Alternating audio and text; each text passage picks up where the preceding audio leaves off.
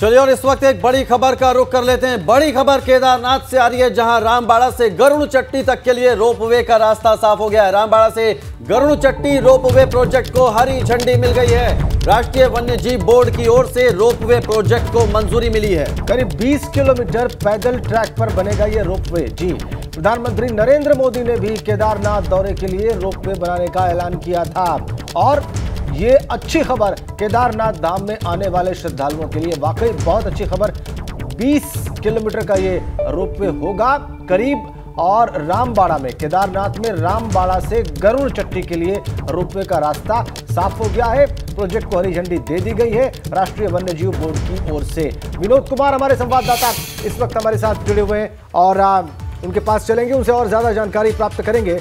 विनोद, ये वाकई जो केदारनाथ धाम में जाने वाले श्रद्धालु हैं आने वाले दिनों में, उनके लिए बहुत बड़ी राहत होगी। 20 किलोमीटर जो है वो रामबाड़ा से गरुड़ चट्टी तक रोपवे अगर बनता है तो क्या इसमें अभी तक हुआ है और किसकी मंजूरी मिली है? आगे चीजें कैसे बढ़ेंगी? बिल्कुल राजेंद्र, देखिए केदार धाम में आने वाले सभी श्रद्धालुओं के लिए राहत की और बहुत ही सुखद की खबर है। और सोनप्रयाग यानी सोनप्रयाग से केदारनाथ धाम की दूरी करीब 20 किलोमीटर की, जिसको श्रद्धालु हेली सेवा के जरिए और पैदल होते हुए ये दूरी तय करते हैं।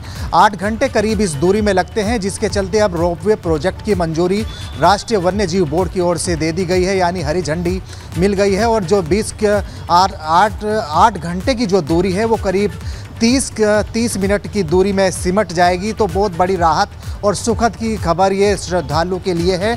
और ये मानिए कि पूर्व में जब केदारनाथ में प्रधानमंत्री नरेंद्र मोदी आए थे तो केदारनाथ में रोपवे प्रोजेक्ट बनाने की उन्होंने एक ऐलान किया था कि जल्द ही केदारनाथ में रोपवे प्रोजेक्ट बनेगा। जिस तरह से मनसा देवी में है, चंडी देवी में है, या फिर हेमकुंड साहिब में रोपवे प्रोजेक्ट बनाने की मंजूरी मिली है, उसी की तर्ज पर केदार धाम में भी करीब 20 किलोमीटर की दूरी पर रोपवे प्रोजेक्ट बनाने का ऐलान प्रधानमंत्री नरेंद्र मोदी ने किया था। और राज्य सरकार की ओर से भी अलग से इसमें बजट रखा गया था, जिसके चलते अब उसी क्रम में राष्ट्रीय वन्यजीव बोर्ड की तरफ से हरी झंडी दे दी गई है। तो आने वाले श्रद्धालु अब रोपवे के जरिए भी केदार धाम में पहुंच सकेंगे। जल्द ही केदार धाम का नया स्वरूप देखने को मिलेगा।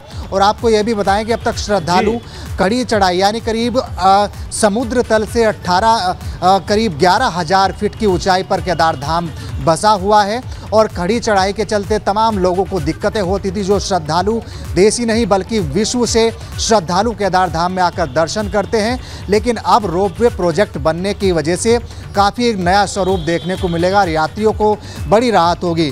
गरुड़ चट्टी हो, सोनप्रयाग से लेकर तमाम ऐसे क्षेत्र हैं जहां पर लोगों को दिक्कतें होती थी, लेकिन अब राज्य सरकार की तरफ से रोपवे प्रोजेक्ट बनाने की जो अभी मंजूरी मिली है, जल्दी उसमें काम शुरू हो जाएगा। और तमाम श्रद्धालुओं के लिए एक बड़ी और राहत की खबर यहां पर देखने को मिल रही है। और जिससे चलते जो राष्ट्रीय वन्यजीव बोर्ड है यानी जो एनवायरमेंट क्लियरेंस है, उसकी मंजूरी कहीं ना कहीं इस प्रोजेक्ट पर मिल गई है। तो आने वाले दिनों में केदार धाम का नया स्वरूप देखने को मिलेगा।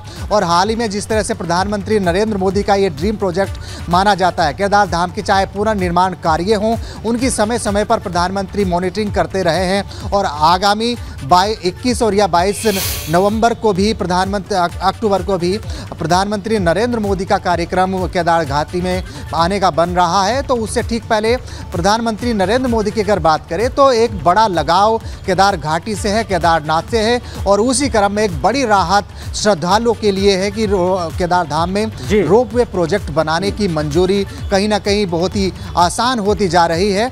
और ऐसे में जिस तरह से लोगों को दिक्कतें होती थी और तमाम केदार धाम में जो दर्शन करने वाले श्रद्धालु होते थे वो पैदल यात्रा करते थे। राष्ट्रीय वन्यजीव बोर्ड की ओर से अब रोपवे प्रोजेक्ट को मंजूरी मिल गई है, क्योंकि देश भर से श्रद्धालु आते हैं, उनके लिए बहुत राहत की बात है। बहुत शुक्रिया आपका तमाम जानकारी के लिए।